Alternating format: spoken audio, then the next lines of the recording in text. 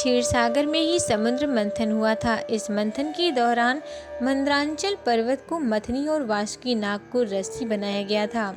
देवता और दैत्यों ने मिलकर इस पहाड़ के द्वारा समुद्र को मंथन किया था। इस मंथन से सबसे पहले कालकूट नामक विष निकलने के बाद 14 तरह की अद्भुत चीजें प्राप्त हुई थी, जिसमें अंतिम था अमृत। लेकिन जिस पहाड़ को मथनी बनाकर मंथन किया था वह पहाड़ वर्तमान में कहाँ है? कहते हैं कि द्वारका नगरी के पास ही देवताओं और राक्षसों ने अमृत की प्राप्ति के लिए समुद्र मंथन किया था। इस मंथन के लिए मंदरांचल पर्वत का उपयोग किया था। 27 अक्टूबर 2014 को प्रकाशित हुई एक खबर के अनुसार आर्कियोलॉजी और ओशनोलॉजी डिपार्टमेंट ने सूरत जिले के पिपरात गांव के पास समुद्र में मंदरांचल पर्वत होने का दावा किया था। आर्कियोलॉजिस्ट मित्तुल त्रिवेदी के अनुसार बिहार के भागलपुर के पास स्थित भी एक मंदरांचल पर्वत है, जो गुजरात के समुद्र से निकले पर्वत का हिस्सा है। त्रिवेदी के अनुसार बिहार और गुजरात में मिले इन दोनों पर्वतों का निर्माण एक ही तरह के ग्रेनाइट पत्थरों से हुआ है। इस तरह ये दोनों पर्वत एक ही हैं, जबकि आमतौर पर ग्रेनाइट पत्थर के पर्वत समुद्र में नहीं मिला करते। खोजे गए पर्वतों के बीचों बीच नाग आकृति है, जिससे यह सिद्ध होता है कि यही पर्वत मंथन के दौरान इस्तेमाल किया गया होगा। इसीलिए गुजरात के समुद्र में मिला यह पर्वत शोध का विषय जरूर है।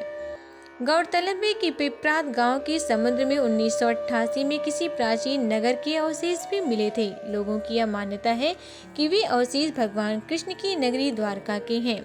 वहीं शोधकर्ता डॉक्टर SR राव का कहना है कि वे और उनके सहयोगी 800 मीटर की गहराई तक अंदर गए थे। इस पर्वत पर घिसाव के निशान भी हैं। ओशनोलॉजी डिपार्टमेंट ने वेबसाइट पर लगातार 50 मिनट का एक वीडियो जारी किया है, जिसमें पिपरात गांव के समुद्र से दक्षिण में 125 किलोमीटर दूर 800 की गहराई में समुद्र मंथन की पर्वत मिलने की बात भी कही गई है। हालांकि कुछ शोधकर्ताओं का मानना है कि यह पर्वत बांका जिले के बांसी में स्थित है, जो बिहार राज्य में है, परंतु इस संबंध में कोई ठोस प्रमाण नहीं मिलते। इस पर्वत की ऊंचाई लगभग 700 से 750 फुट है।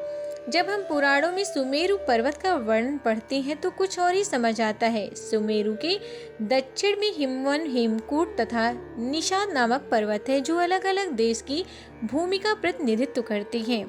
सुमेरु के उत्तर में नील, श्वेत और श्रृंगी पर्वत है, वे भी भिन्न भिन्न देश में स्थित हैं।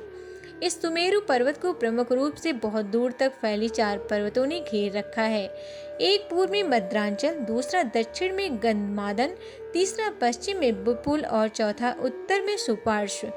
इन पर्वतों की सीमा इलावृत्ति के बाहर तक है। सुमेरु के पर्वत सीताम्ब, कुमुट, कुर्री, मल्यावान, वैमवाक नाम से आदि पर्वत हैं। सुमेरु के दक्षिण में त्रिकूट, सीसिर, पतंग, रुचक और निषाद आदि पर्वत हैं। सुमेरु के उत्तर में संकुल, ऋषभ, हंस, नाग, कांजंज आदि पर्वत हैं। इस वर्णन के अनुसार तो पूर्व में मद्रांचल पर्वत होना चाहिए और भारत के पूर्वी राज्य में ही यह पर्वत कहीं होना चाहिए।